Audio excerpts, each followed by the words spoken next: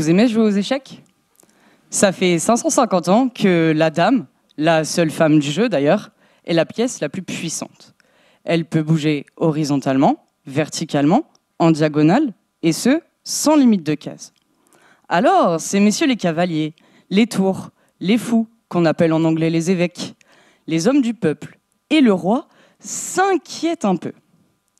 Dans ma thèse, j'ai voulu comprendre comment et pourquoi tous ces mecs, d'habitude hyper sur deux sur l'échiquier social, avaient de bonnes raisons de craindre une vieille dame toute mignonne habillée en rose avec son chapeau et son petit sac à main. Pour ça, j'ai étudié les traités qui enseignent à jouer aux échecs. Les Espagnols en ont beaucoup écrit, de la fin du XVe jusqu'au XVIe siècle, là où les règles ont changé. Tout part d'un manuscrit en catalan médiéval.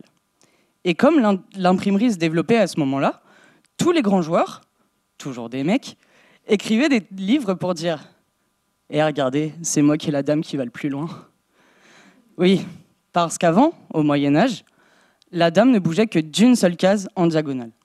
La pauvre. Elle devait rester sagement à côté de son roi, le suivre et à un moment se prendre un coup à sa place, le sacrifice pour lui permettre de rester en vie un peu plus longtemps. Puis il y a un groupe de gars qui s'est dit « Ouais, c'est pas top quand même, hein. Puis on est en 1475, il faudrait que les choses changent. » Bon, plus par logique de jeu que par volonté féministe. Toutes les pièces nobles fonctionnent par deux, pas facile de changer leur déplacement. Les pions? Non, on ne peut pas y toucher, il faut que le peuple reste faible et n'avance pas trop vite. Le roi? Il doit rester sur son trône et gouverner. Alors qu'est-ce qui reste? La dame. Oui, bon, c'est quand même l'épouse du roi, elle peut pas être moins bien qu'un pion. Et puis, comme elle bouge déjà en diagonale, donnons-lui toutes les cases de la diagonale. Ah ouais? Mais ça devient un fou alors. Bon, bah, on lui donne le mouvement de la tour en prime. Et pourquoi pas celui du cavalier pendant que tu y es? Ah non, hein, faut pas pousser Elisabeth dans les orties. Et puis, les femmes, ça se bat pas.